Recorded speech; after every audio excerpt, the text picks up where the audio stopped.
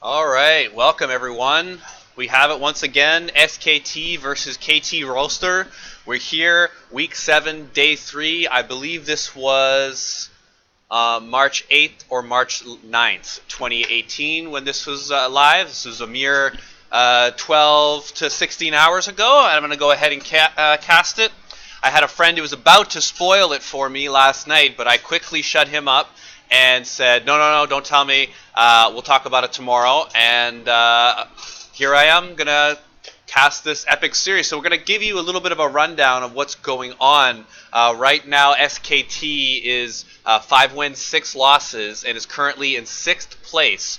And in the LCK, the top 5 teams make it into the playoffs. So the teams that are above them are Kingzone, who just recently dismantled SKT a mere 2 days ago. They went 2-0, rocking Scion Mid by BBD in the first game, where they got a lead and then got a ace around the 25-minute mark and just pushed to finish. Like, that's it, that's all, quickly done. And then in game 2, Khan played Scion in the top lane with Faker picking GP mid, so almost a little bit of a desperation pick, trying to pick something that was so unusual. And by 20 minutes, Kingzone had a 5K lead. They played it on 8.4, and they just smashed SKT a few days ago. So this is what SKT is playing on. Yes, it's still 8.4. They're up against KT, and really. SKT in the middle of the season have had a lot of hot and cold weekends.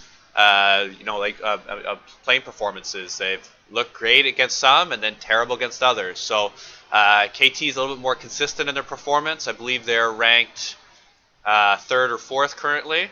And the Varus is not too much of an unusual pick, but the Olaf is a little bit unusual. So he did recently get buffed in 8.4. He's getting another buff in 8.5 if he goes Warrior. So the Warrior is getting a buff, but currently Olaf has been seeing a little bit of play in this patch, and exciting to see him out today. He was played by Kingzone in the second game by the jungler, I believe Peanut, and he really hard carried on that champion, so much so, like 5 kills in the first 10 minutes type of thing. So that was really quite amazing to see. And KT's going to play the same sort of style with SKT also going with a similar team, picking Rise for Faker in the mid lane and having Bang play his classic Ezreal. So they lost with this team. Well, not. It was a slightly different team. It was a very standard SKT type of team. KT, picking something with the Talia that can definitely go help the Olaf wherever he's pushing in, as well as help with any dives that are most certainly left to come. Let's see what these second level bans are. And Tom Kench being taken out for Wolf.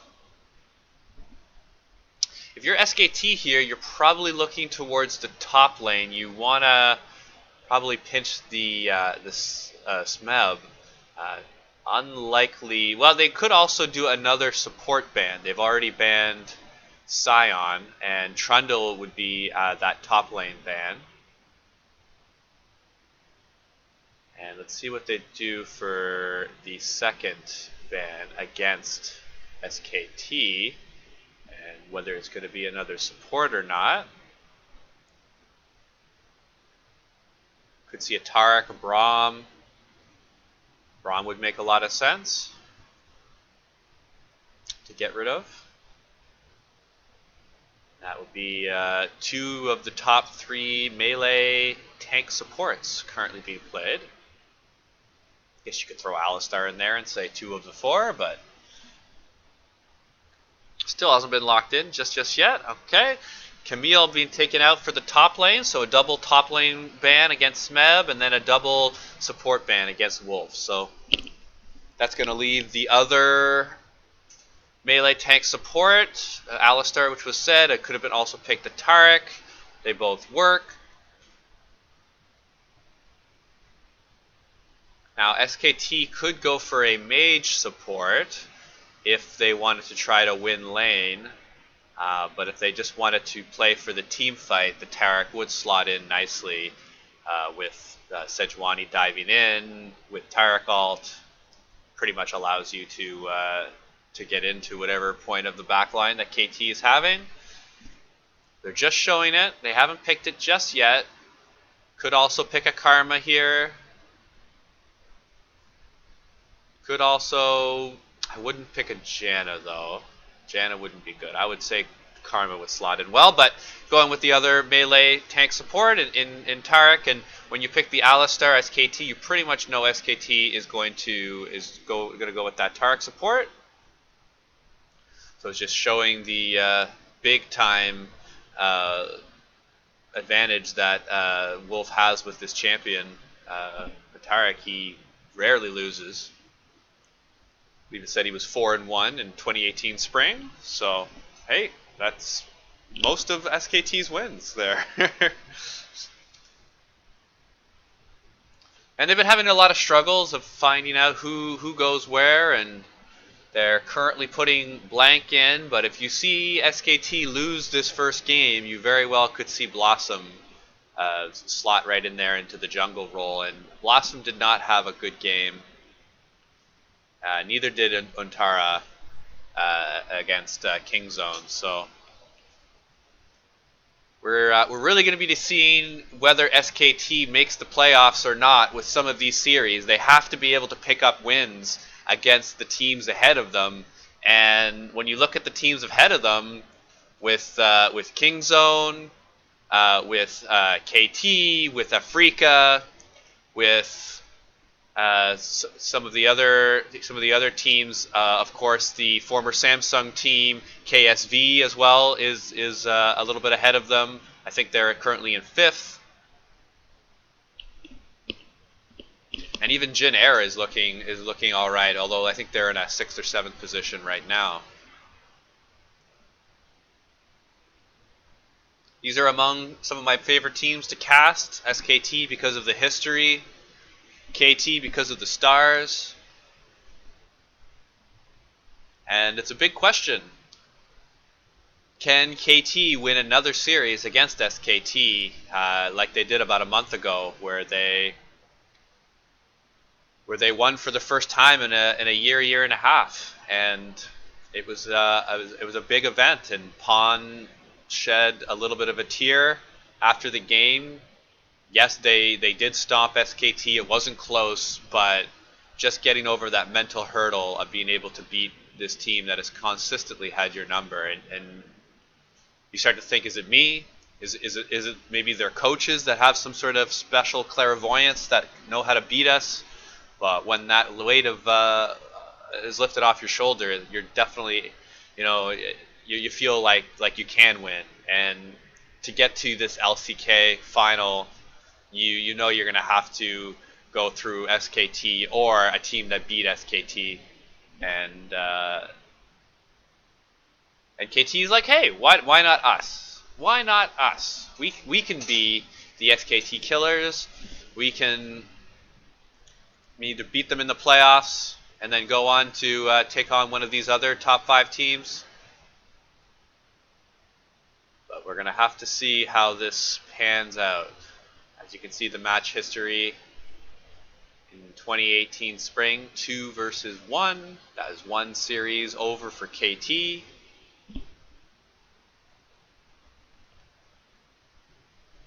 They're going to try to make it 2 series.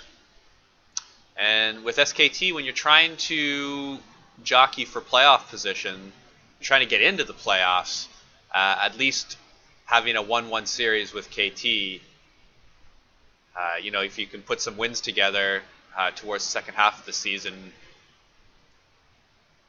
if you end up tying KT, they're not going to be able to get above you with their 2-0 advantage in the series lead. So Varus pushing in Ezreal just a little bit. Both bottom lanes have melee supports, so it just should be a pretty even bot lane. Neither side should get too much of an advantage. Mid lane, Talia does have a little bit of a pushing advantage against Ryze, but you know, Ryze on Faker really can hard carry some games, and we've already seen that way too many times before to ever think that anyone has a real advantage on Faker's Ryze. Rarely exists. Top lane's a little more interesting. Cho'Gath versus Gnar. Gnar did get a recent W nerf in 8.4, so Cho'Gath has not been hit, so it's a little bit of a weakened Gnar against the same old Cho'Gath. Score making good use of the axe, and you should still have Gnar poking the Cho'Gath out, but if Cho'Gath can get tanky enough, the poke will eventually just not matter if you can get enough armor, enough hit points. And scoring, hitting with the axe, does have the red buff. He's going to try to lock this up. A little bit unfortunate positioning for Smeb, who has to jump over the Olaf, and thankfully Cho'Gath flashes, and that's an effective first gank here in the top lane.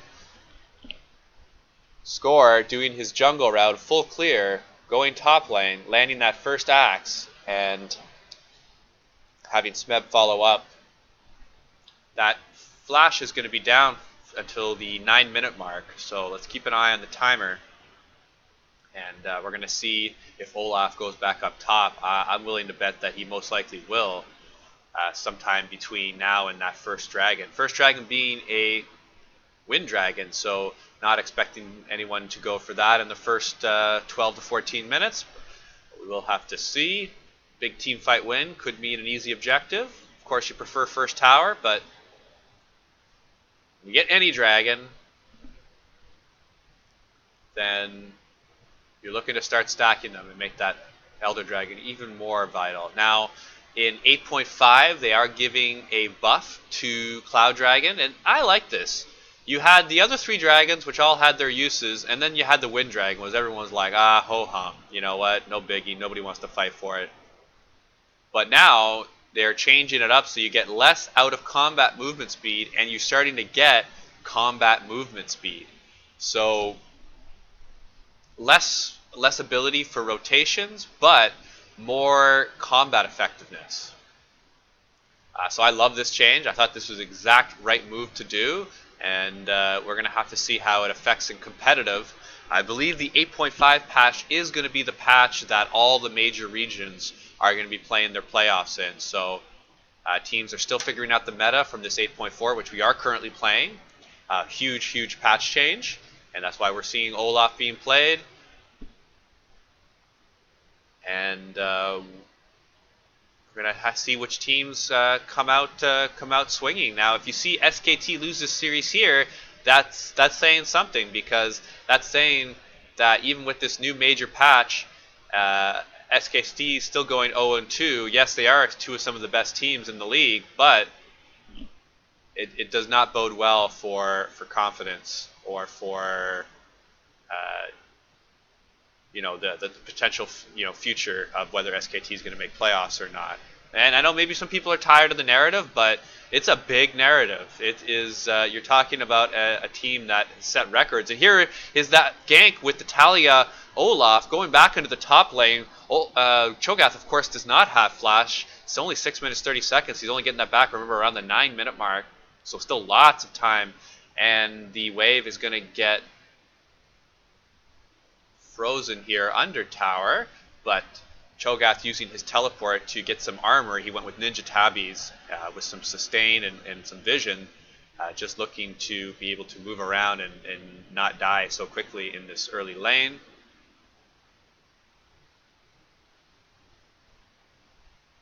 Everything fairly even so far. 500 gold lead over to KT on some impressive farming by Gnar and Olaf.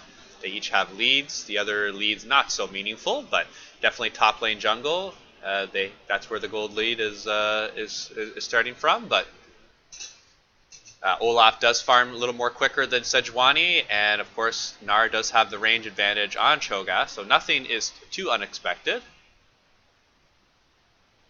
There's that poke that Gnar so good at dishing out. He's just going to zone Cho'Gath from the rest of that wave as much as he can. Faker's looking to go back and possibly build something more with that Null Mantle. Sorry, Negatron Cloak. And he goes with the Catalyst of Ions. So looks like he's going for an Abyssal Mask. Now, if we only look at how much AP is on the enemy team, it's really just Talia. So I'm still getting used to the new AP item build pass here in 8.4. So you know, we've only been live for about a week, but that's what appears Faker is going for. So again, I could be wrong. This I have seen it made very, very effectively, but normally when it's against whether there's a mid laner and or a top laner that also has AP, but this is not the case. So if it is an Abyssal Mask, I don't like the build. If it is something else, then I apologize. It's still pretty new to 8.4, and you know, we got a couple of weeks until the playoffs, and I can't wait to cast these. I'm going to try to do a record-setting amount of playoff casts for this season, and I'm going to see how many I can do. Maybe even just a quarter of all matches in a region would be quite the feat. Of course, I'm going to play favorites and cast some of my favorites, and as you can see by some of my past Korean casts, I love KT. I love KT. I love their players. So you know, sue me. You know, I got bias.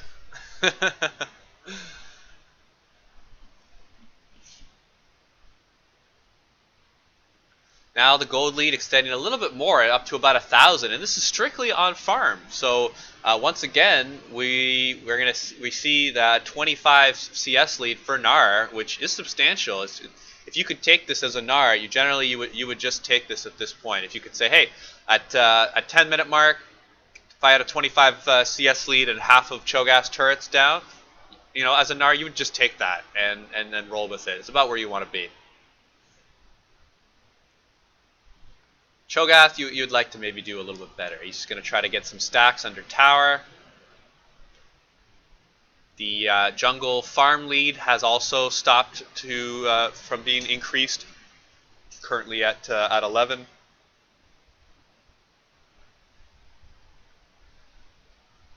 Mid and 80 carry, not so much. Looks like they're starting to jockey for position around this dragon, but as stated before, this is 8.4. Wind Dragon has not been upgraded, though the Elder Dragons have.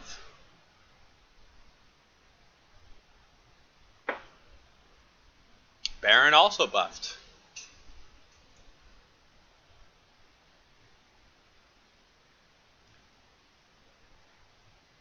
Something you could see happen here is because of the early Wind Dragon showing and top lane winning so much, is seeing KT, red team, focus a little bit on the Rift Herald. That's where you could see a pre-15-minute Rift Herald if you have mid and top pushed and you're looking for an objective to take. You know, this would be an opportune time if Score was looking to push current advantages. Good ward there, seeing Score invade. Score likewise sees that Sejuani is up there. Top tower looks like it's about ready to go. Both top laners know that the junglers are both around top lanes, so the understanding that a 2-on-2 could be possible, and that's not something Cho'Gath wants. He's going to head back to base. He does have TP, and looks like he's going to try to hold the tower just a little bit more. If he can hold this tower to the 15-minute mark or later, then that'll be good on him. He knows he's losing this lane, but it's not too unexpected. Smeb canceling the back, deciding to get a little bit of early damage, and with the top lane being pressured as much as it is, the Sejuani being seen in top lane most recently, we're going to go ahead and take this objective, and because Sejuani is around on the other side of the jungle, it is free. Topside jungle also been completely cleared, so just a nice bit of advanced jungle pathing here from Score, understanding that Blank's wasting his time on the other side of the map, and he can just go ahead and pick up a free objective. doesn't even matter the importance of the objective as long as you can knock it down, and he's just going to continue farming on his bot side of his jungle. Top lane now, the lead, unlike some of the other lanes, is extending.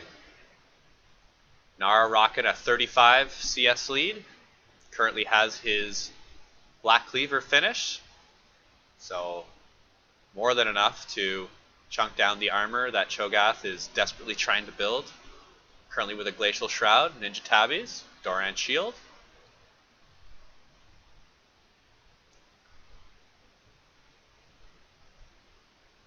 Faker helping out his jungler, not wanting him to fall any farther behind than he is. Score putting maximum pressure down. Saw 3 enemies and did not back up too much. Saw the enemy support and mid laner come help with that red buff, and that still stuck around. That's how confident Score is on this Olaf right now. So KT, because they get the first turret, they have a 12 win, 2 loss rate, so 85.7% rating. So this has been said quite a bit, where KT is really reliant on getting early leads and winning from ahead. And there we could see it is that they're extremely reliant on this first turret. And as a betting man, you know, 85.7% is a good bet. So you have to like the early chances. But hey, 2,500 farm leads for KT. First tower for KT. Just going to look to get a little bit of damage from Tara. Getting that flash was actually quite the advantageous knock up to headbutt backwards to the team. So Tarek's flash down here for till about the 19-minute mark. Since top tower's down, switching over to bot could be advantageous. Faker not wanting to chance that and teleporting, well, not teleporting, ultimating out and back towards his tower. And Faker did finish off the Abyssal Mask with the Boots of Lucidity, so did go ahead with that defensive item. Kind of looks like a cookie cutter build. Like, he was going to build that in almost any scenario, unless he was against an AD mid, where it just feels that item is very strong and offers a lot of good team stats, and just going to build it anyways. So one of the best players in the world. Gotta figure he knows what he's doing, but my own question marks have been stated.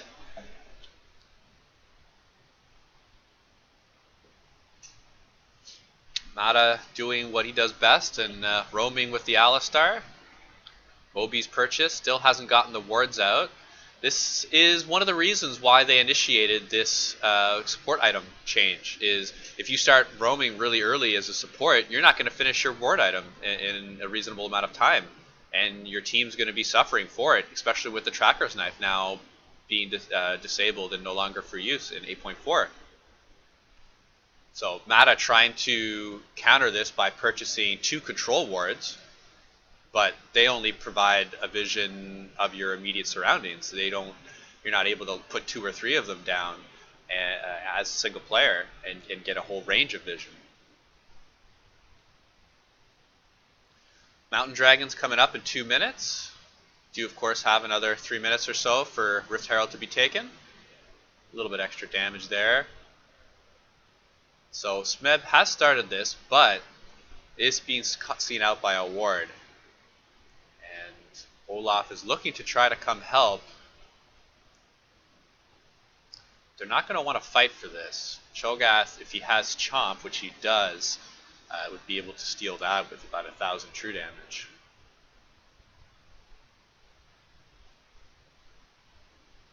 So they do see this as being taken. They know that Cho'Gath's there, so they're not going to want to challenge for this. Instead, switching over to the bot side, where you could either see a dive or some advanced vision for Dragon, which is up in the next minute and 5 seconds. And there's that advanced vision starting up. Cho'Gath still going back to top lane. Olaf going to come down for the dive in bottom lane. Deciding against it because of the Faker TP. Good heads up play there by the SKT mid laner. And what that does is prevents a guaranteed dragon from going over to KT. If there was a successful dive on bottom, there's no way SKT would have been able to fight for this next objective. Now, at the risk of only losing half of a TP tiner, it's not so much of a one-sided fight. Now, if Olaf does see a blast cone on the blue side jungle, would be highly advisable to go ahead and use it so that SKT has a harder time to steal. Talio coming down with the Reaver's walls. Looks like he's going to try to block off part of the team, but it's only the Taric, and they don't want to be using a whole bunch of cooldowns just on your tank support. Instead, take the guaranteed turret and swing up towards the jungle.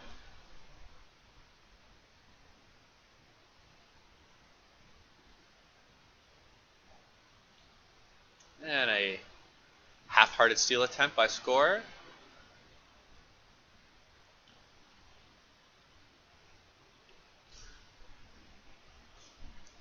So even though no kill was given on the bot lane, still going to be a free dragon going over. 2 dragons at 19 minutes is definitely very favorable. Getting that mountain also gives a possibility of a pre-25 minute Baron for KT. If you get any sort of advantage, whether positionally or with a kill or 2, you're able to swing that over to a 7 or 8 second Baron.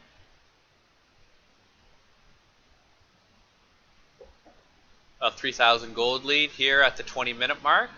This is the type of lead that you're generally trying to eke out. No kills on either side. Definitely not like an LPL game. Very much like an LCK game.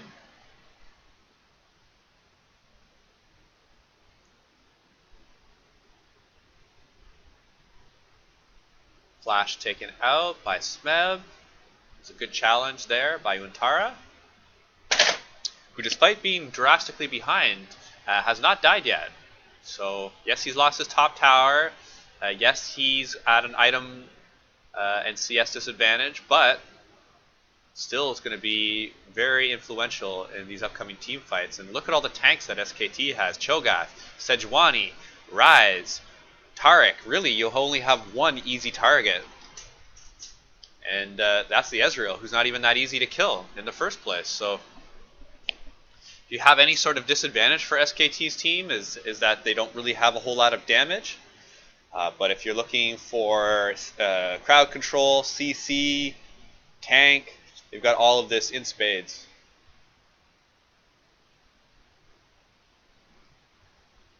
Red buff going over towards the Ezreal. Baron saying hello to Bang. Hello can be kind of painful, it seems. Not just goodbye. Hello as well.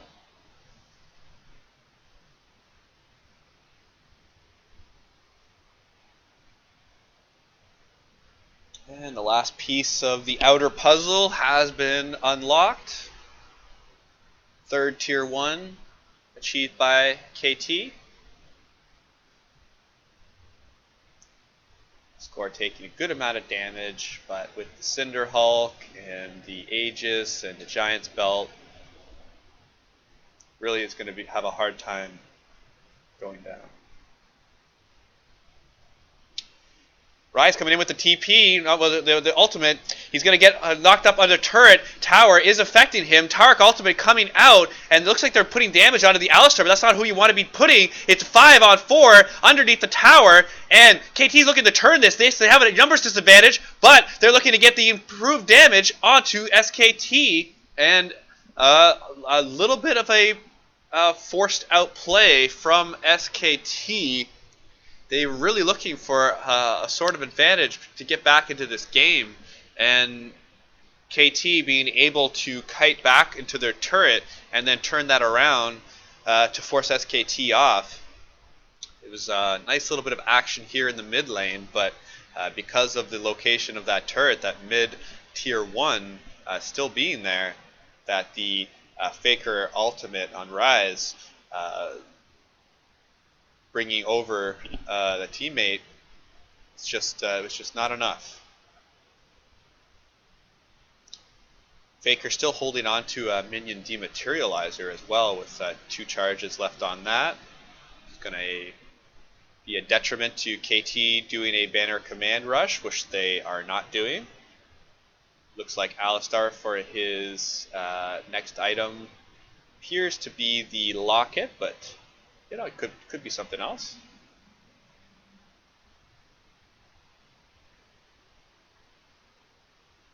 Olaf as well. Looks like possibly could be going locket.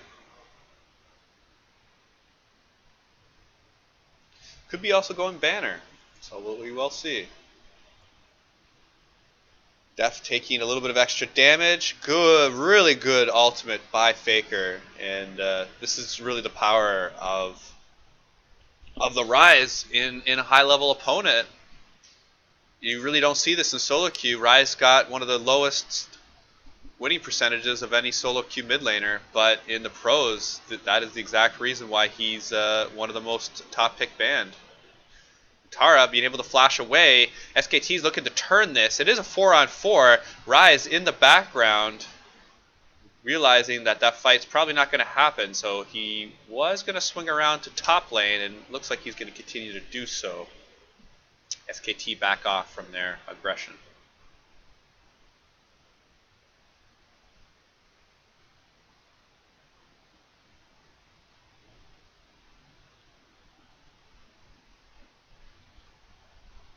This red buff has definitely been fought over quite a bit. KT putting constant pressure.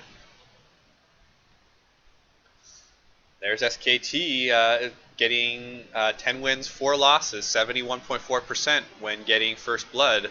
And they're currently in 3rd place when getting that first kill. So it's first tower versus first kill. Currently, you'd like to give it to first tower, but we're going to have to see how this mid game pans out. 25 minutes.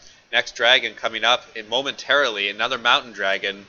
What that's going to mean is if KT can lock this up and win a team fight, they're going to be pushing Baron extremely quickly. They're going to be pushing towers very quickly. At 40% increase objective and structure damage is really quite a way to break the game open when you do get that little advantage. Just throwing an axe in there, wanting to get the dragon out of the pit. They get a little increased vision as well. KT's got a 3-2 formation, whereas SKT is all 5 locked up.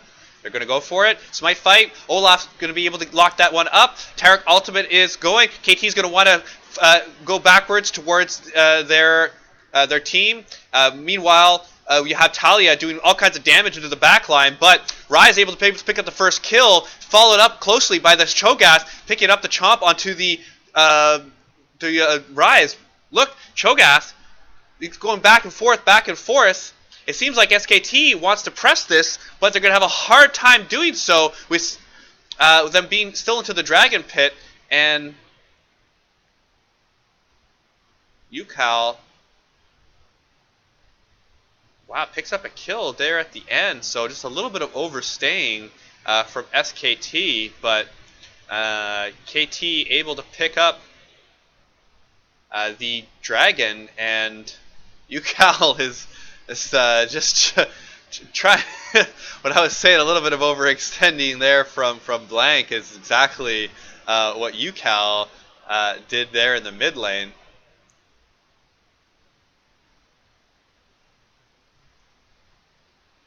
And here we're seeing the fight down in slow motion.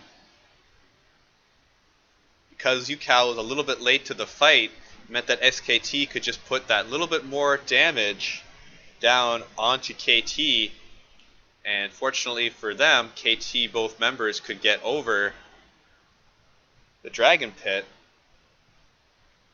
That was nearly a kill for Bang with the ultimate onto Yukal. But Yukal subbing in for Pawn, and I have to admit I'm not familiar. Yes, this is my favorite team here in Korea, but I'm not familiar with their backup mid laner on their academy team in Yukal. But he's going head to head with Faker, got a tiny CS lead. and his team looks to be doing quite well so far in this early game.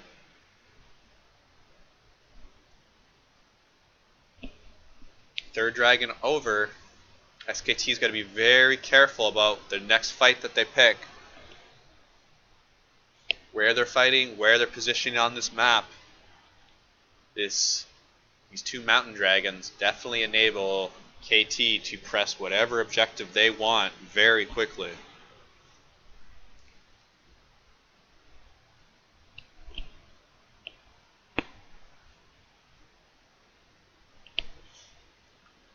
The axe from Olaf is triggering the Baron.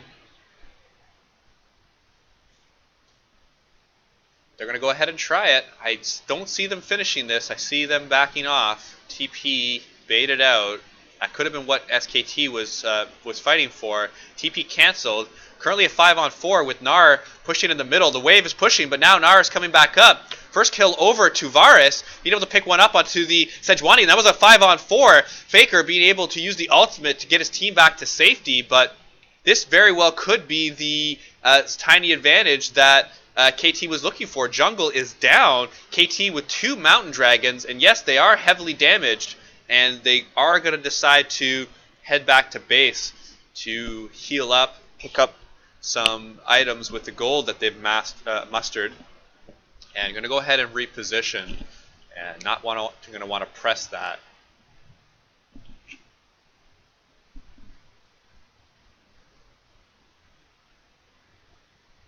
$2,500 gold lead, which is not so much. Doesn't mean as much as it did back at the 15-minute mark.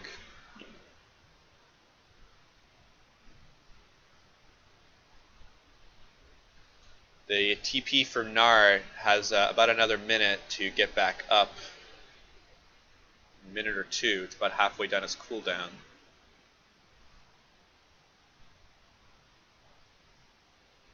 So knowing that, Gnar can't go to the bot lane and split push. Instead has to stay around the mid lane and top. Stick with his team until he's got that teleport up. Cho'Gath, though, can go bot lane.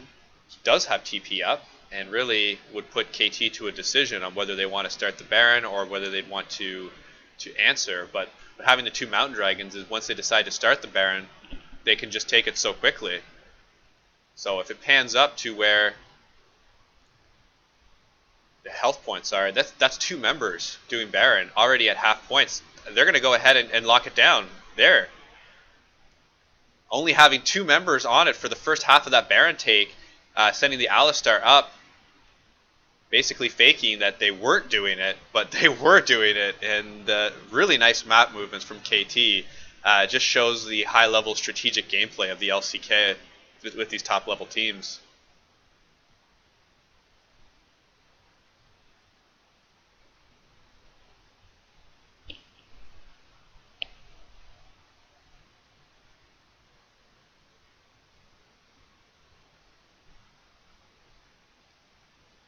This is where the game can start to be put on its head. Olaf made second item Warmogs to go with his Aegis.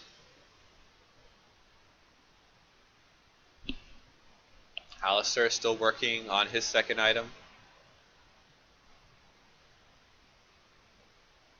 3.5 items by Varus. 2.5 items, 3.5 items by Talia, and these outer turrets will not be too heavily defended.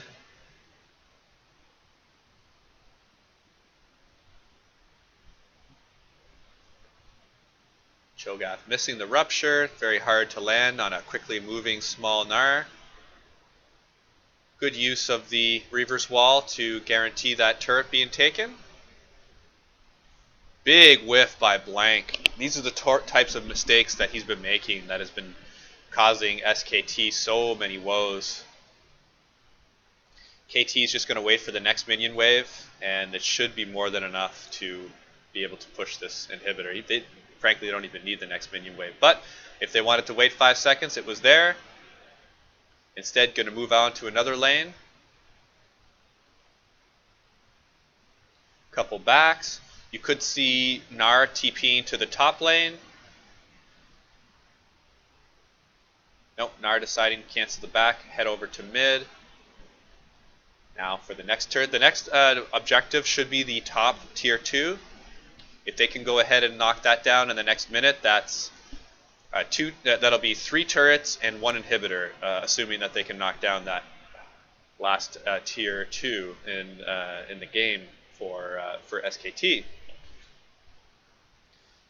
And it appears that's what they're doing with Death heading over to the top lane. It's got a decent sized minion wave there, not too heavily damaged. There is no cannon, but it is alright. Olaf going ahead with the third item, Banner of Command. Here we go. Gonna wait for the next minion wave. Reaver's Wall coming out. Faker's choosing to be on the opposite side of that. Bang can be on this side because he has an easy way to get out. And there he heads over. But now, there it is. Baron up. Banner of Command. Not too long on this. Only about 8 seconds. But it's going to get a couple of shots. 1, 2, 3. Oh, one more? Did they get one more? They barely don't get another one. Taric ultimate used just to back them up. And that is a big team fighting ult down. KT getting, I would say, near the maximum that they could have with that Baron. And the game has busted wide open for them. Nearly a 7,000 gold lead. Third Mountain Dragon on the board. KT going to go head back to buy. Head to mid lane and then send some members there. Really, SKT will not be able to contest this in all earnestness because bot lane does have... Wow, they're just going to be able to take it? Now because of the Rise ultimate. I know another advantage for the Rise ultimate. Just don't get to see this other than the highest levels of play of the type of map movements that you can be doing with this Rise. And even though they're losing the game, SKT has shown a couple of really nice Rise plays. And double control wards for good measure. Reaver's Wall out. Taric's like, I want to go defend too. I want to use my hammer. But it's not going to matter what you want. Reaver's Wall says otherwise. Second base turret down. Smeb being very careful in mini form, not wanting to extend too much. And their victory is 3 control wards.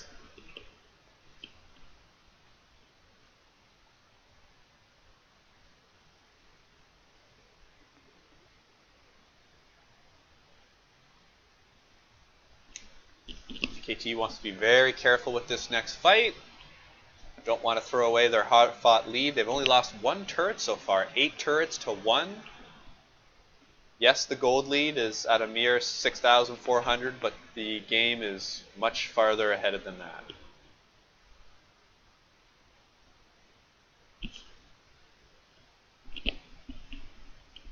It's hard to really come up with a leader in this KT team for this game. If I had to pick one off the top of my head, it would be Score and then Smeb for sure. Smeb getting that huge advantage in top lane, and Score having some great ganks and picking the right times to show himself and when to press for objectives. Definitely those two would be on my radar as player of the game. But if UCal, if he actually is an academy player, or if he's one of their backups, being able to step up against Faker and not be a detriment to your team, it really shows the potential future of KT when franchising heads over to Korea. If they are able to keep both Pawn and him, and be able to use both of them, what an advantage.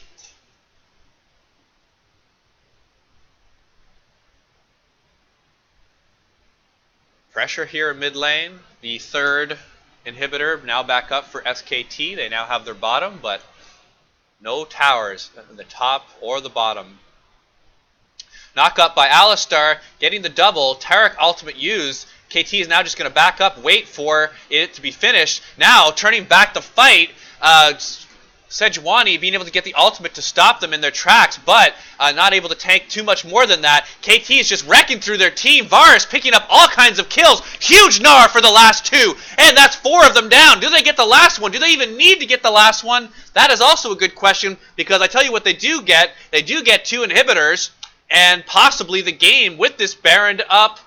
With this Banner of Command up, Cannon Minion, and this is almost certainly the end of the game, 4 for 0, and what a good showing from KT, and SKT, you might think, possibly might miss playoffs. This is first time I mutter it on stream, but there it is.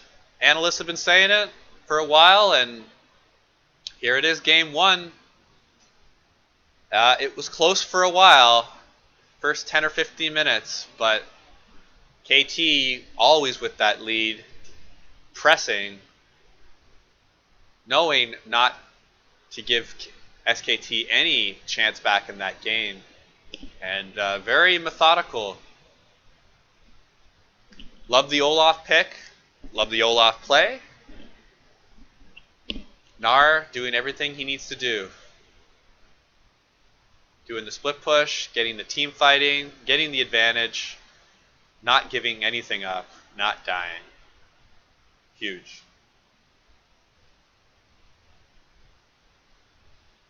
And this was the final team fight, so good Alistar engage. Basically what that does is it baits out the Taric ultimate. All they had to do was wait. Tanks in the front line for KT. Turn that right at the end, and that Gnar was the game. Jumps in front, knocks them both back, and pretty much guaranteed it. Yeah, everyone's all smiles, especially when you win. Game 1 of Week 7, Day 3, SKT versus KT in the books. KT coming out with a dominant, very convincing victory. SKT currently in 6th place. Top 5 teams make playoffs. Will they make it? We'll find out. More when RavExel casts LCK.